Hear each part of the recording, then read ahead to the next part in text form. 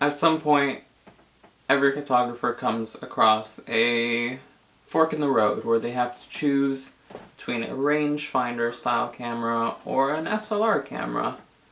And then you usually choose both because you buy way too many cameras. But I'm gonna describe the differences between SLRs and rangefinders in this video.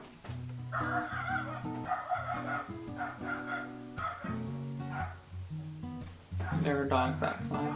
For this video I'm going to start with rangefinders. I'm going to be demonstrating the principles of the rangefinder on this cute little camera. This is a Ricoh 500G. It is very, very small, very portable. It still has manual features. You can choose your shutter speed, your aperture, in a very, very tiny package.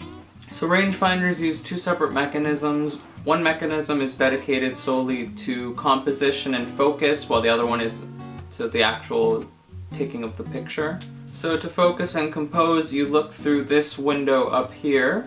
Inside the window you have frame lines, which shows you the edge of your frame along with a projected image of what's in focus. That image comes from this little window here in the middle. To achieve focus, you line up the projected image with the image inside the frame lines, which is a pretty intuitive way of focusing. It's simple enough.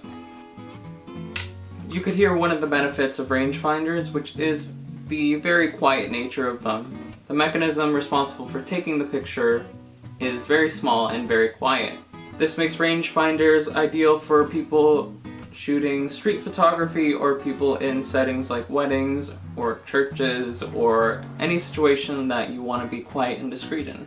Another thing that appeals to street photographers is the ability to see outside of the frame. You can see what's coming and what's going from your frame, and it lets you anticipate what's going to be inside your picture. Another benefit that I really enjoy about rangefinders is that there's no mirror blackout. So since the focusing and composing mechanism is not connected to the shutter in any way, there's no point in where you cannot see what's going on. So this is what Henri Cartier-Bresson would say is the decisive moment. You're still able to be present in the situation because you're still able to see what's going on. There are some cons to this system, of course. So the issue with having a window that is not connected to the lens means the closer you get, the more incorrect your frame lines are going to become. Some cameras have a way of compensating for this. They adjust the frame lines as they go, but for tiny, small, cheap rangefinder cameras, you have to be cognizant of the fact that the closer you get, the more inaccurate your frames are going to be. Another main issue for almost all rangefinders is the minimum focus distance.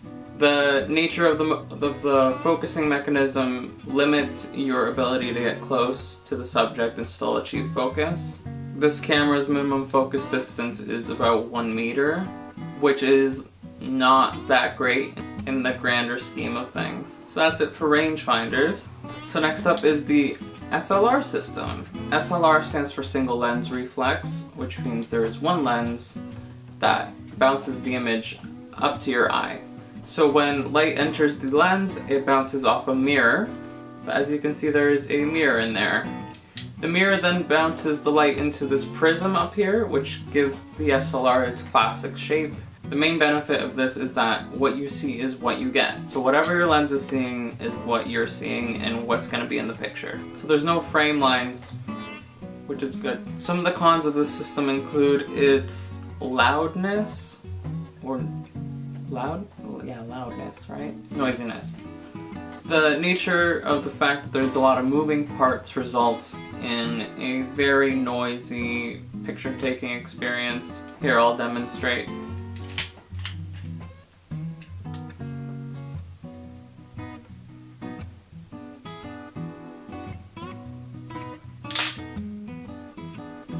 Pretty noisy. To focus these cameras, a lot of them rely on a split prism method. The camera itself splits the image in two in the center circle. To achieve focus, you line both of them up.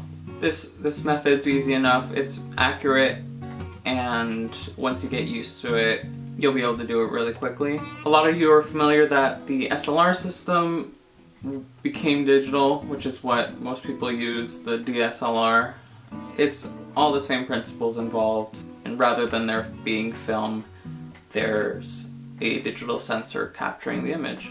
Another con with the SLR system is that it's big. This particular SLR is considered one of Nikon's tiniest.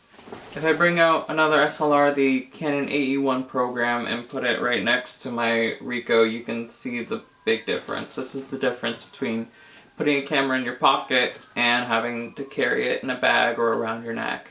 So in conclusion, both systems offer their pros and cons, and it's really up to your shooting style and maybe what situation you're in to choose what you're going to go for.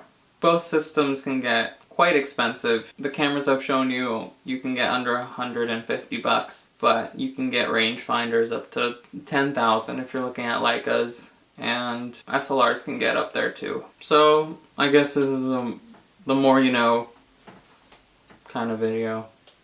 Thanks for watching.